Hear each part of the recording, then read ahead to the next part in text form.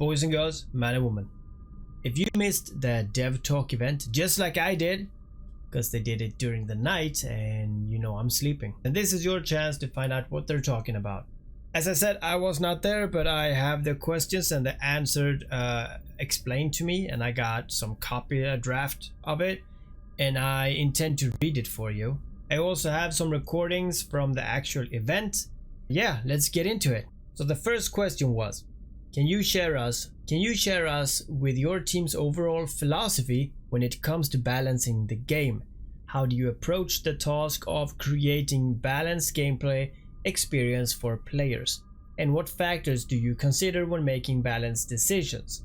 We understand that this might be some proprietary technology or methods that cannot be shared, but we would love to hear as much as you're comfortable of sharing. They answered, we are more interested in the experience and whether it is fun to play the game rather than the absolute balance of stats and powers. If an imbalanced setting can bring more fun without affecting the whole, we would not impose a strict balance. If a setting seems to be no fun and players give bad experience, we will optimize it. Player experience is the first place, and there are three major methods when it comes to balance adjustments. The first one is data driven. They regularly analyze the actual server data to see if it meets the corresponding metrics. And the second one is design driven. We review the previous events and discuss whether it meets its high design purpose. And the third one is player driven. We collect feedback from the community, DMs and questionnaires to get to know what the players think about the current game balance and make adjustments accordingly. So I think this sounds, pretty good. They want to have a fun game. I'm not saying that they have a success with that, but they want a fun game rather than, everything equal. And I do feel that is that's a good approach. But I also think that player driven should be higher than number 3. Like, I think the first part would be, make a fun game. The second one would be player driven, and the third one would be the design driven. That's kind of what I would like. So the question number 2, can you walk us through one of the specific balance changes that you just made to the game and explain the thought process behind it? I think this is really good questions, to be honest. The answer to this question was, take support projection implant as an example. After mastering this implant, a 5-member, I don't know what that is, Typhoon or Raven class squad can make almost all ship unable to use any modules. In this case, the experience of the attacker is very brilliant, but the experience of the pilot being attacked is awful. For this reason, we have added jamming success rate, circulation based on sensor strength. When players fly a larger ship, the radar sensor is a lot more powerful and is not easily jammed by smaller ships. And likewise, it is easier for a ship with a powerful radar to jam smaller ships. This makes a lot of sense. This setting optimizes the experience for the pilots being attacked, while for the attacker, they can choose to Zerg rush tactics or sacrificing defense for higher jamming success rate. It brings more tactical options to the players. Now, this is amazing. This is really how they should be thinking about everything in this game, even though they clearly don't. But yeah, the tactical ways to fit your ship is the way to go. So I'm happy they do it there, but we have like 90% of the game we could also tactically fix. But alright. And question 3 was, what are the key metrics and data points that you use to determine whether a balance change is successful or not? I would say, before I read the answers here, I would say player driven. Like, if people cry about it enough, then there's something wrong. That's really what it comes down to. The answer for this one is, for different content, such as ships, modules and skills, the metrics are not quite the same. Still, taking support projection as an example, we will consider the choosing rate, the use rate and the success rate in different tonnage, etc. I'm not really sure if they did actually answer that question. But yeah, sure, they look at what? Yeah, so pretty much what they're saying is, well, we look at it, and if we feel it works, it works. That's kind of what they said, so it's not good. Another question that we did ask was, what balance changes from this last update are you most excited for? And the answer to that one is, I'm most excited about the performance of high-speed drones in combat after this update. Interesting, because I've heard that they are fixing the game to run smoother with more drones. Maybe that's what they're talking about. Question 6 was, have there been any changes that you made to the game that you later regretted or have reverted due to negative feedback from the players, or maybe affected the game poorly? So this is good. Like, have we said something that they changed their minds on? Or did they notice something in the game that went really bad and they themselves changed it? That's pretty much the question. The answer one is yes.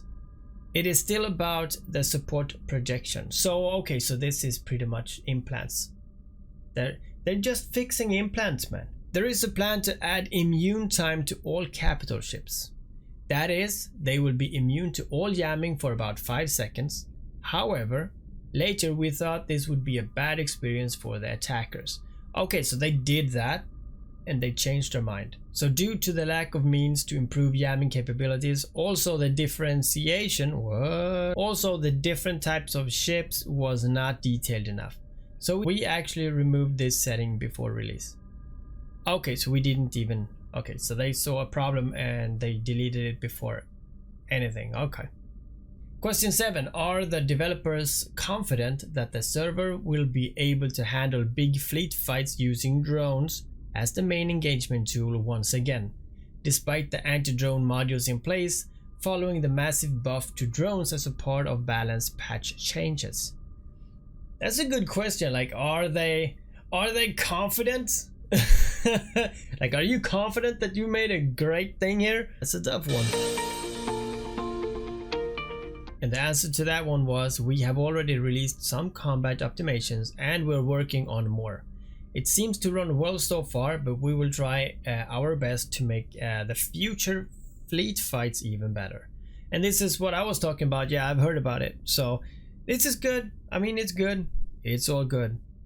First, and before we continue, I have to say, I really like that they did this. They actually sat, in a voice chat with a bunch of people, and you could ask questions and you could sit there and listen. I don't know if you could talk. You could type your questions and then you could hear them answer. So instead of having the Q&A that we had before when they just typed all the answers, now it was a lot harder to understand. The question 8 was, could the developers provide more insight into the reasons behind giving the Rockwall a massive bonus to its extraction rate, considering that mining is already considered a highly unprofitable profession in Eve Echoes? I would say that's a weird question. Highly unprofitable, that would actually mean that they would boost it, but he's talking about like new players or newer players. Since the minerals are, the value is going down so much. So yeah, why would they, make that difference so much bigger?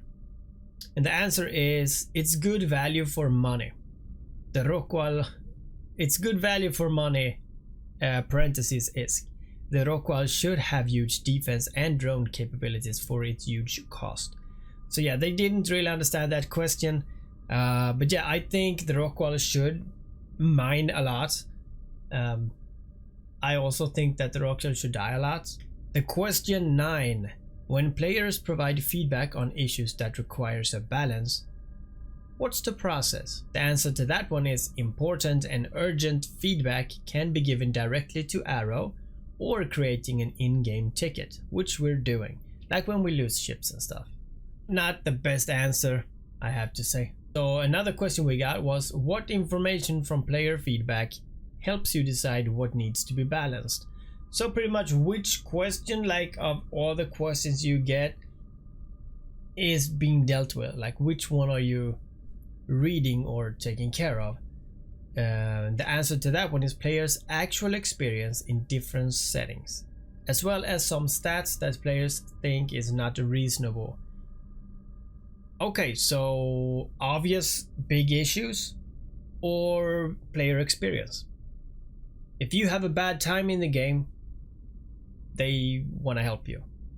All right, so what we need to do is say, I'm a trader in this game and I have a really bad experience.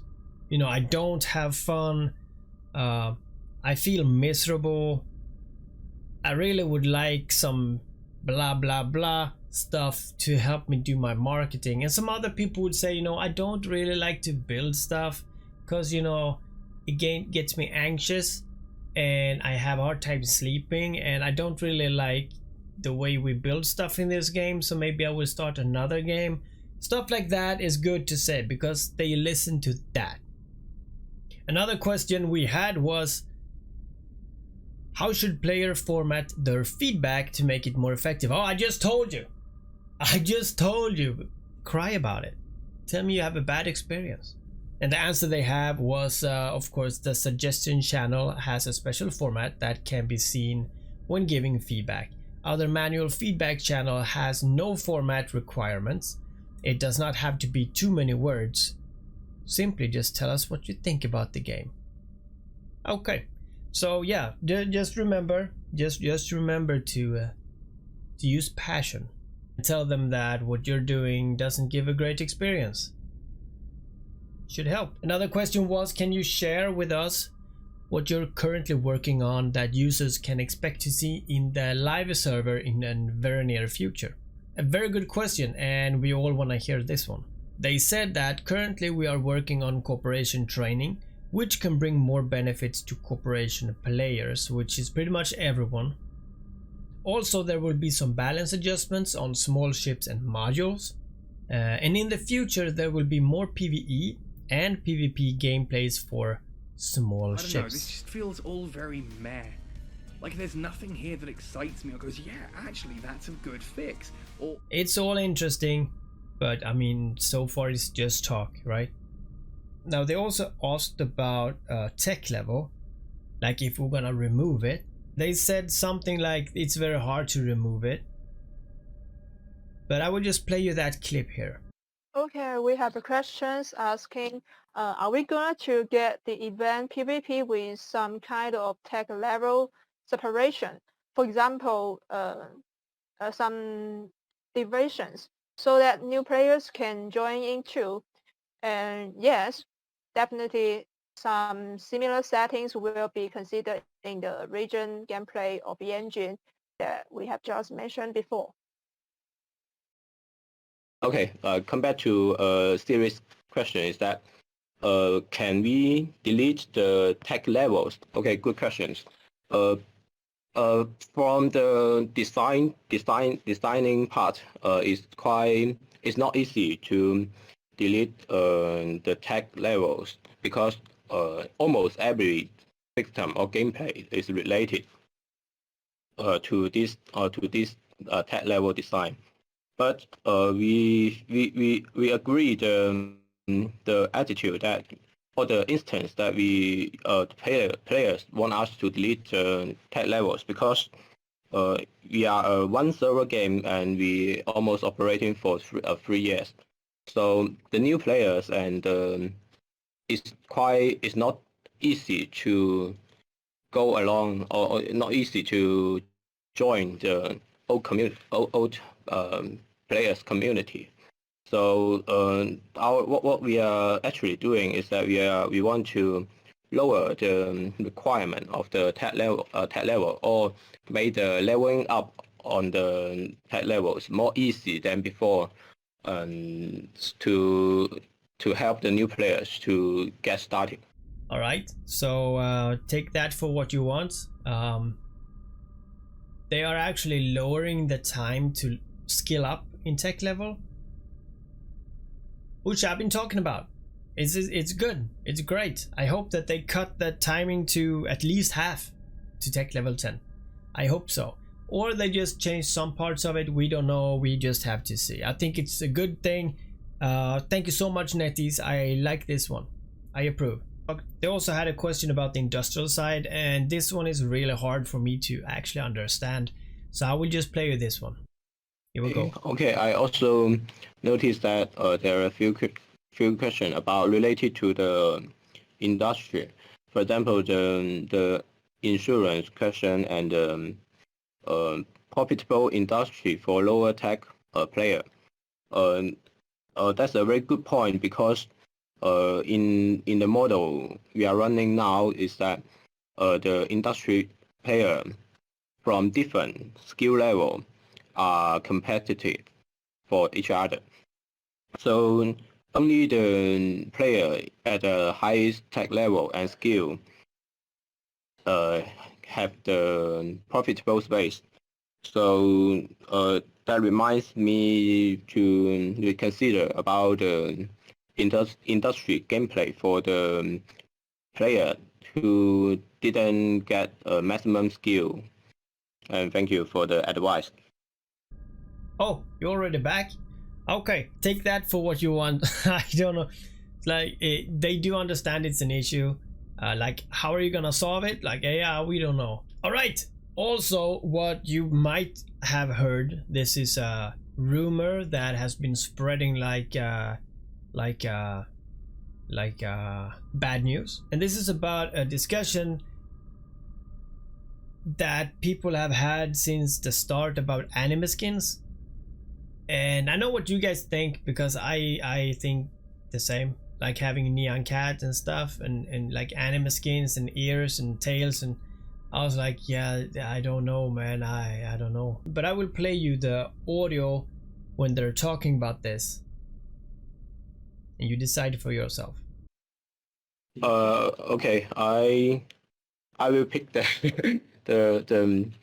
the question that anime skin. Okay, for everyone, every audience here, and I can spoil a little about it. We actually we are trying some anime skin on our course in near future. So maybe you will see this element for some of the skins and articles. Of course we know not everyone loves this style, and we just want to make try it a little bit. Yeah. All right, so the way I see it, the anime skins is going to be like the Heartbreaker skin, you know, or a Heartbreaker nano core that, you know, you put it on your ship. It has a neon cat on the back or whatever, or Naruto, or, you know, something. I don't know what anime is really. I think it's cartoon stuff. So you can have that just like the Heartbreaker skin, change the colors of it. You know, I see no problem with this, as long as there's no tails and ears on the ships and stuff. I don't think is what they're talking about. They're talking about having like a brand on it, and you can think about it like for the future, like if we would go to space, like in real life, which I actually hope that we do. I mean, we're going to have big haulers with, you know, marketing on it, you know, propagandas and stuff. So yeah, this is no problem for me. I am, as long as there's no as